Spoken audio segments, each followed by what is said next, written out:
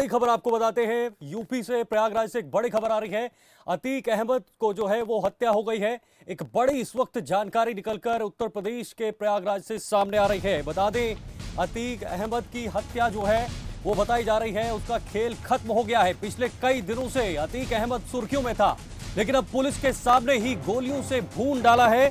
और अब बताया जा रहा है कि मेडिकल टेस्ट के लिए उसे लिया जा रहा था, लेकिन बीच में 3 लोग वहां पर आते हैं और सवाल करते करते ही, यानी जब अतीक मीडिया के सामने जवाब दे रहा था, उस समय उसके सर पे गोली चला दी है और उसके बाद उसके भाई पर भी गोली चलाई है और दोनों को ढेर कर दिया है।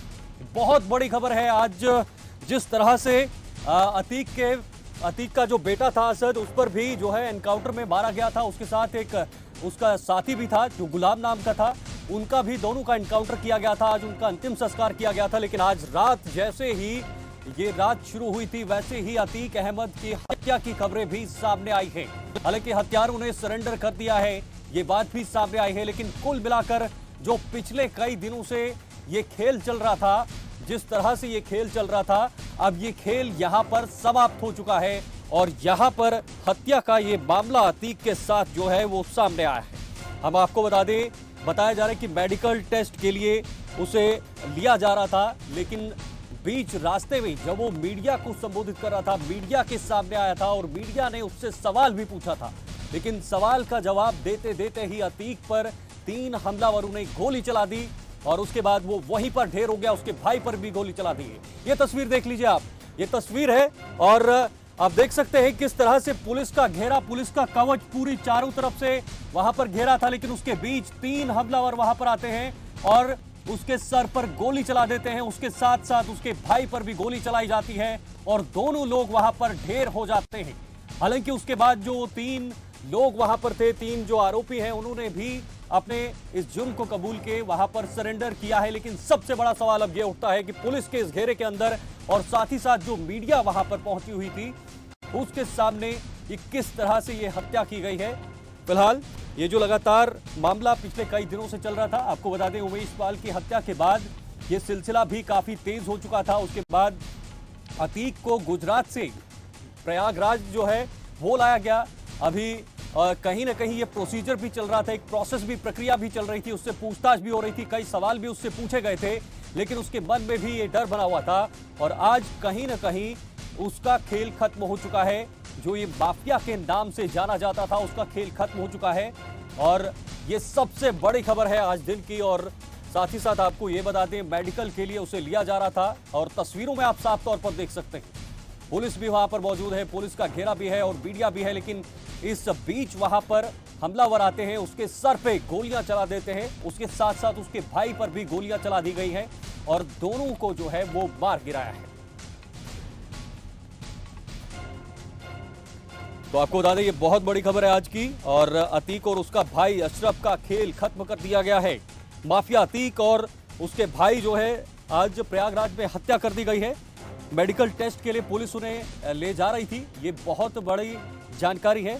और उस बीच वहां पर पत्रकार साथ साथ चल रहे थे और पत्रकारों के जवाब देते देते ही हमलावर आ जाते हैं और उस पर गोली चला देते हैं, उसके सर पर गोली चला देते हैं और दोनों को ढेर कर दिया जाता है। तस्वीरों पे आप साफ तौर पर देख सकते हैं।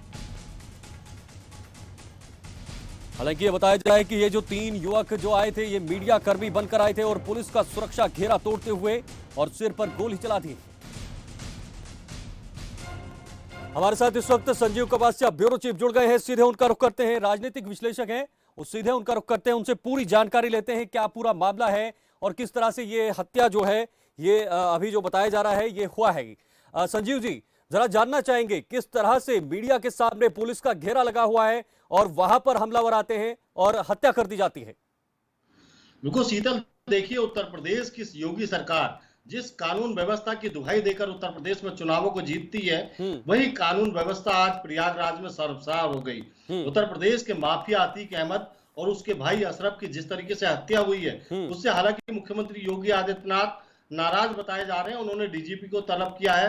उत्तर प्रदेश के जो कानून व्यवस्था है, एडीजी एलओ प्रशांत कुमार, वो मुख्यमंत्री आवास पहुंचे हैं। लगातार ब्रीफिंग करने का काम किया जा रहा है। लेकिन जिस तरीके की कानून व्यवस्था की दुहाई देकर चुनावों में लगातार माइलेज लेने का काम भारतीय जनता पार्टी करती थी, उसको कहीं ना कहीं विपक्ष आज बड़ा निशाना साध रहा है। अखिलेश यादव का बयान आया कि अब कानून व्यवस्था पूरी तरीके से ध्वस्त हो चुकी है और योगी आदित्यनाथ जिन बातों को लेकर उत्तर प्रदेश की जनता को आश्वस्त करते थे कि उत्तर प्रदेश की जनता सुरक्षित है, हालांकि जिस तरीके से पुलिस की कस्टडी में अतीक अहमद और उसके भाई की हत्या की गई है, उससे कहीं ना कहीं उत्तर प्रदेश की पुलिस पर बड़े सवालिया निशान खड़े हो रहे हैं। शीतल, बिल्कुल संजीव जी, इस हत्या को कई एंगल से देखा जा सकता है। जिस तरह से आपने कहा कि मुख्यमंत्री ने भी यहाँ पर नाराजगी जताई है, अलग अलग एंगल से इस हत्या को देखा जा सकता है।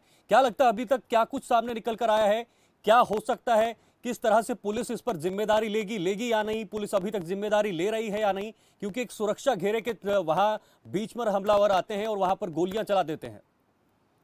देखिए, लवलेश, सनी और अरुण कौन है ये तो पुलिस को बताना पड़ेगा। और पुलिस की कस्टडी में जिस तरीके से हत्या हुई है, साफ तौर पर पूरी तरीके से आरोप उत्तर प्रदेश की पुलिस पर आएगा। अब योगी आदित्यनाथ जब बड़े मंचों से उत्तर प्रदेश की पुलिस की तारीफें करते थे, आखिरकार क्यों सुरक्षा उत्तर प्रदेश की पुलिस अतीक अहमद और उसके भाई अशरफ को नहीं दे पाई?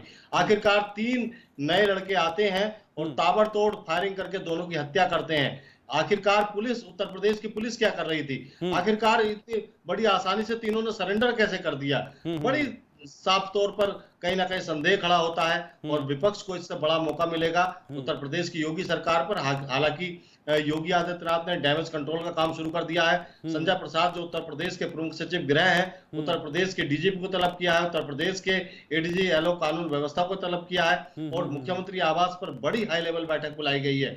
अब उत्तर प्रदेश नहीं, पूरे देश की यह बड़ी घटना है और अतीक अहमद कोई छोटा नाम नहीं है। सांसद उत्तर प्रदेश के वो रहे हैं, विधायक उत्तर प्रदेश के रहे हैं और जिस तरीके से उत्तर प्रदेश की पुलिस लगातार ये दावा करती है कि उत्तर प्रदेश में कानून व्यवस्था के प्रति जीरो टॉलरेंस है, सरकार ये दावे करती है कि जीरो टॉलरेंस की नीति पर चला जाता है, आखिरकार पुलिस की कस्टडी में उत्तर प्रदेश के हाई प्रोफाइल लोगों की कैसे हत्या हो जाती है? क्या अब लॉ एंड ऑर्डर पे भी यहाँ पर बड़े सवाल खड़े होते हुए दिखाई दे रहे हैं? क्योंकि अब देश की नजरें जो है वो इस घटना पर बनी हुई है। ये छोटी घटना नहीं है संजीव जी, बहुत बड़ी घटना है। मीडिया सामने है, पुलिस आपके पीछे है, घेरे में है और इस तरह से हत्या होना लॉ एंड ऑर्डर पे कितना बड़ा सवाल ये खड़ा करता है? बिल्कुल, देखिए, अखिलेश यादव का ट्वीट आया कि उत्तर प्रदेश में अपराध की पराकाष्ठा हो गई है, अपराधियों के हौसले बुलंद हैं, जबकि पुलिस सुरक्षा घेरे के बीच सरेआम लोगों को गोलियां मारी जा रही हैं। अब इसके अलावा आप ये समझिए कि ना, उत्तर प्रदेश में समाजवादी पार्टी जिस तरीके से भारतीय जनता पार्टी आरोप लगाती है, तुष्टीकरण की राजनीति करती है, मुस्लिमों को सहारा देती है, लेकिन अब इस हत्या के बाद कहीं ना कहीं योगी आदित्यनाथ और भारतीय जनता पार्टी निश्चित तौर पर बैकफुट पर आएंगे और विपक्ष को एक बड़ा हथियार मिलेगा सत्ता पक्ष, उत्तर प्रदेश की पुलिस, कानून व्यवस्था पर बड़ा हमला बोलने का। शीतल, तो क्या यहाँ पर सरकार के खिलाफ सवाल उठाने का मौका भी एक हो सकता है? क्या इस तरह की साजिश भी हो सकती है इस हत्या के पीछे?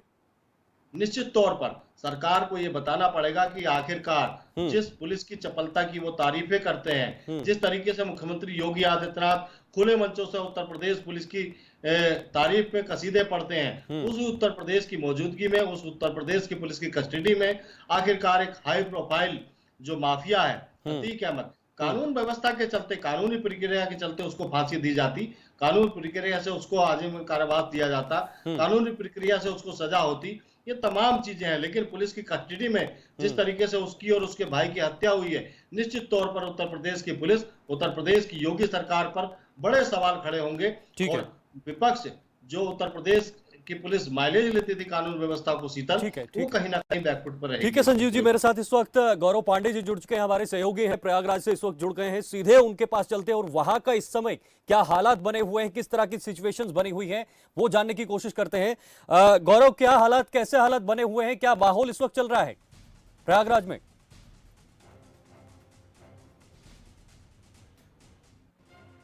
जी गौरव, आवाज सुन पा रहे हैं आप?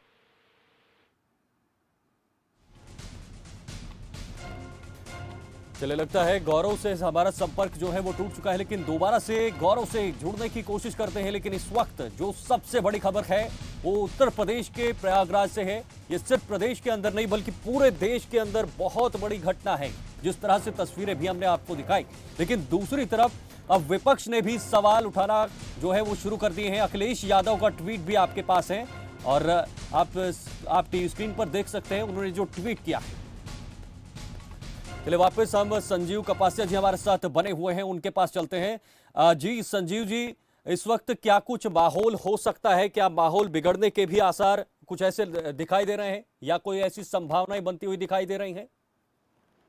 शीतल, देखिए, जब कभी ज्यादा अच्छा करने के चक्कर में हम्म। आप कहीं ना कहीं अपनी सरकार और अपनी पुलिस की भजियत कराते हैं, हम्म। वही स्थिति इस समय उत्तर प्रदेश और देश में है। हम्म। योगी आदित्यनाथ समझते थे कि कानून व्यवस्था के प्रति जीरो टॉलरेंस की नीति हम्म। उत्तर प्रदेश के लोगों को एक सरकार का अच्छा परसेप्शन बनाकर चुनावों में जीतना, इसके आधार पर चुनावों में माइलेज लेने की कोशिश हो सकती थी।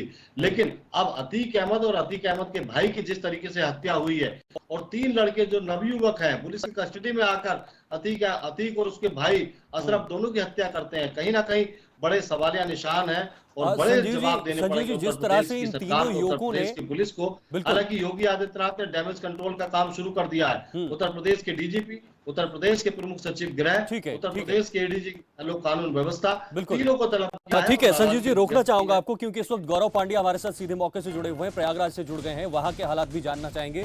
गौरव जी, आवाज सुन पा रहे हैं आप? जी हाँ, सुन पा रहा हूँ सर। जी गौरव, किस तरह के हालात इस वक्त बने हुए हैं? ये हत्या का जो मामला इस समय अतीक और उसके भाई का सामने आया है, क्या माहौल है? क्या कुछ निकलकर अभी आ रहा है? जी भी मौके पे तो जिलाधिकारी संजय खत्री और सीपी आ चुके हैं और यहाँ माहौल जानकारी अभी मिल पा रही है कि कुछ इलाकों में पत्थरबाजी का भी माहौल मिल पा रहा है सर। पुलिस कस्टडी में स्वास्थ्य जांच के लिए शनिवार देर रात कालविन अस्पताल ले जाते समय माफिया अतीक अहमद और उसके भाई अशरफ की मेडिकल कॉलेज के पास मीडिया कर्मी बनकर आए बाइक सवार बदमाशों ने गोली मारकर हत्या कर दी। घटना की सूचना पर पुलिस के साथ प्रशासनिक अमले में भी हड़कंप मच गया। बिल्कुल गौरव, पुलिस भी हड़कंप में आ गई है, सरकार भी अब जाग गई है, तो पुलिस और सरकार के बीच अभी क्या कुछ चल रहा है? उनके बीच किस तरह की बैठक हो सकती है या नहीं? क्या कार्रवाई चल रही है? आगे का क्या कदम हो सकता है? जैसी भी जो खबर आ रही है उसमें तो ये साफ तौर पर यूपी डीजीपी ने ये साफ निर्देश दे दिया है कि प्रयागराज से कोई भी अधिकारी कुछ भी बयान नहीं देगा और साफ तौर पर से हर एक अधिकारी कुछ भी बोलने से सीधे पीछे हट रहे हैं। कोई अधिकारी अभी इस पर बोलना नहीं चाहता? जी बिल्कुल नहीं, डीजीपी यूपी ने साफ तौर पर ये निर्देश दिया है कि अभी उस पर किसी भी तरह का कोई भी बयान प्रयागराज का कोई भी अधिकारी नहीं देगा और इसी वजह से प्रयागराज का कोई भी अधिकारी बयान देने में सामने नहीं आ रहा है। जी ठीक है, वहां आसपास की बात की जाए तो क्या अभी माहौल है लोगों में? अगर देखा जाए तो क्या सुरक्षा को कड़ी कर दिया गया है, सुरक्षा को बढ़ाया गया है, इस तरह की कोई चीजें की गई हैं?